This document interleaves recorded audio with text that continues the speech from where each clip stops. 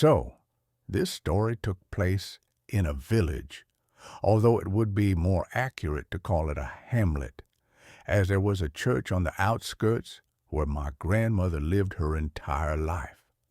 Her son, my father, moved to the city in his youth and started a family there. He had repeatedly urged my grandmother to move to the city, but she refused.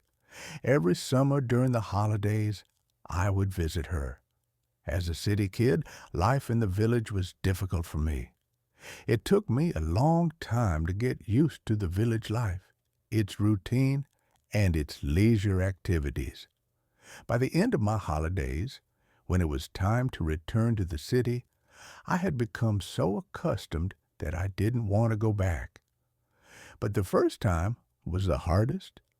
Even though I had friends in the village, it felt as if time had stood still. It was terribly boring, and I looked for any opportunity to have some fun. My best village friend was Henry. He was a city kid like me, coming to visit his grandparents for the holidays. We spent practically all our time in the village together, going fishing, picking berries in the forest, and just wandering around, looking for all sorts of adventures. And on this visit, I went straight to see him. Before I even reached his house, I saw him running toward me. He was so agitated that he didn't even say hello, but immediately announced in a strange, shrill, half-whispered voice, "Grandma died." I was taken aback and didn't understand what he was talking about. "Well, that Grandma," he whispered again, repeating with a mixture of half delight, half horror. "What Grandma?" I asked. "Well, that Grandma. Remember the one who lived by the forest? Her." "Phew!" I breathed out. A truly remarkable event. The Grandma he was talking about was a very special person. She'd lived in the village for so long that no one probably remembered her, let alone when she was young, or even when she wasn't old. Some even said she'd always been like that, and that she was over 100 years old. I didn't believe it, of course, but she was truly different from all the other locals, or anyone else I'd ever seen. Rumors about her had been circulating for a long time, and they were all bad.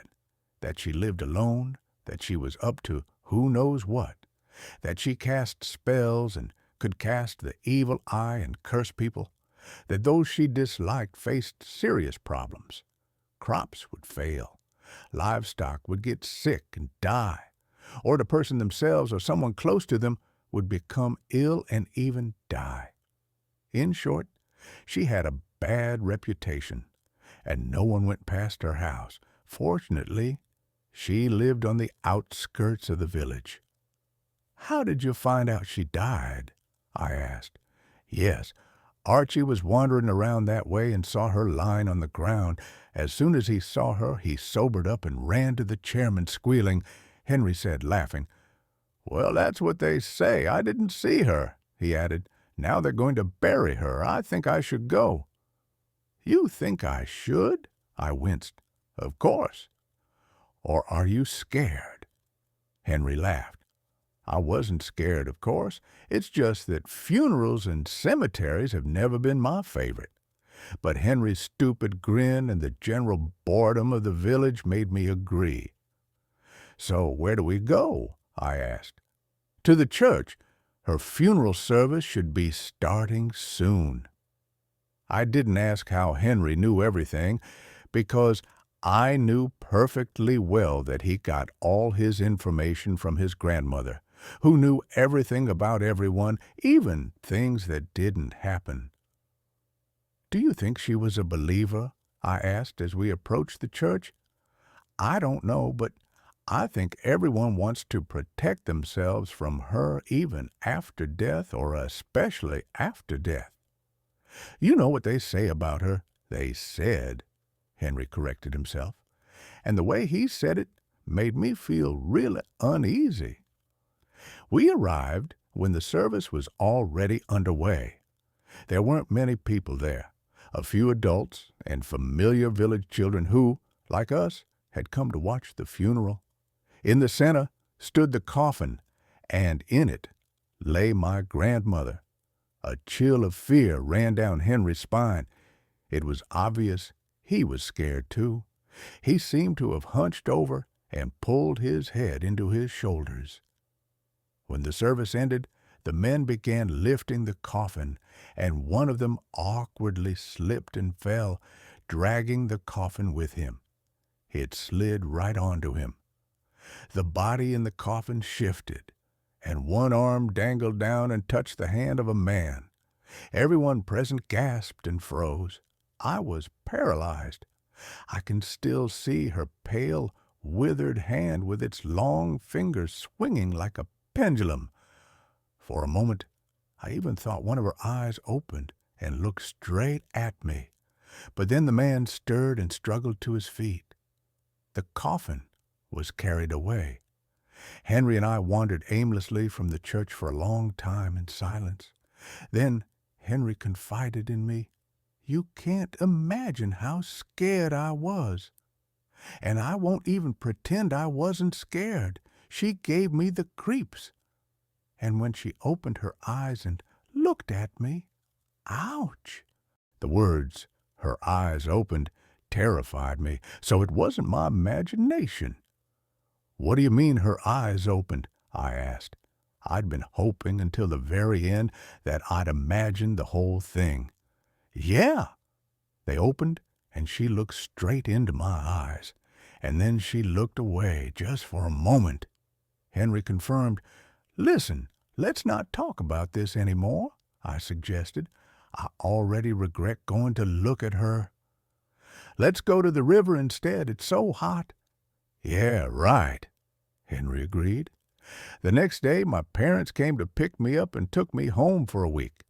It turns out my Uncle George, my mother's brother, was passing through town on business and wanted to see me and give me a present for my last birthday. I was his favorite nephew, and he gave me wonderful gifts for every birthday. And I always tried to do it personally and on time, and if I couldn't, then a little late. I was home for a little over a week. My parents, Uncle George and I, strolled around the city, and then he left. My parents asked me where I wanted to spend the rest of my vacation, at home or in the village. But since all my city friends had gone to their villages, I decided to go back, having already gotten used to village life and missing my grandmother. Almost as soon as I arrived in the village, Henry was waiting for me. He looked even more bewildered than when he told me my grandmother had died. You missed it with all your traveling, he began babbling nervously. Ever since the funeral, all sorts of crazy things have been happening in the village. Grandma's house burned down all by itself out of the blue. And then more. Dead dogs were fished out of 2 wells. 2 families' chickens died, maybe more. I didn't check. That guy broke his arm the day after Grandma's funeral. They were planning to take him to town, but the car wouldn't start. They somehow found some other car, somehow managed to get him there, and the poor guy groaned the whole way. I didn't ask which guy had broken his arm. I knew exactly which one. Do you see what's going on? And it's like this almost every day. Something's happening. People have started complaining. Either they get headaches that won't stop, or they've started having bad dreams. The little children just won't stop screaming in the evenings. Henry whispered quickly. My grandma told me this, and the neighbors told her. There's a reason for all this. It's definitely because of that old woman. Everyone says so.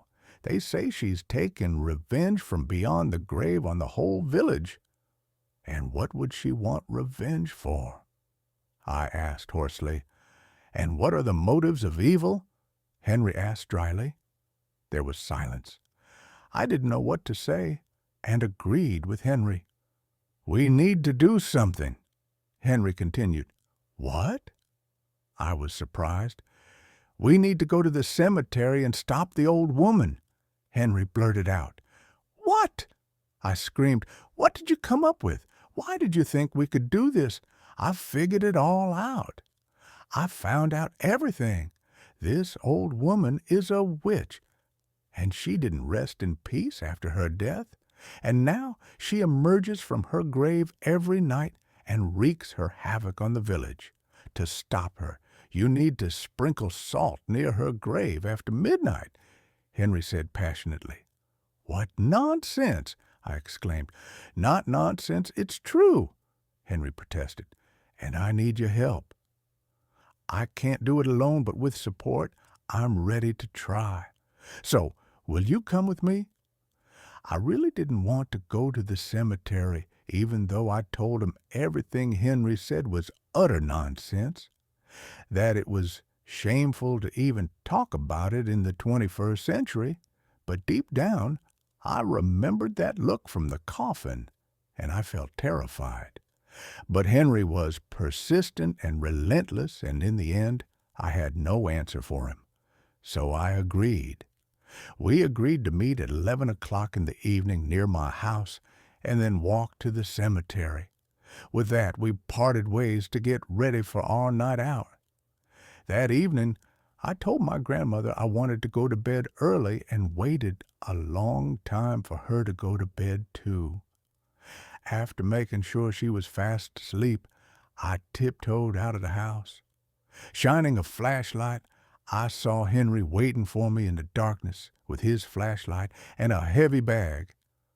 We walked silently to the cemetery. Right at the entrance, I asked Henry if we were sure we should go. He said unequivocally, yes.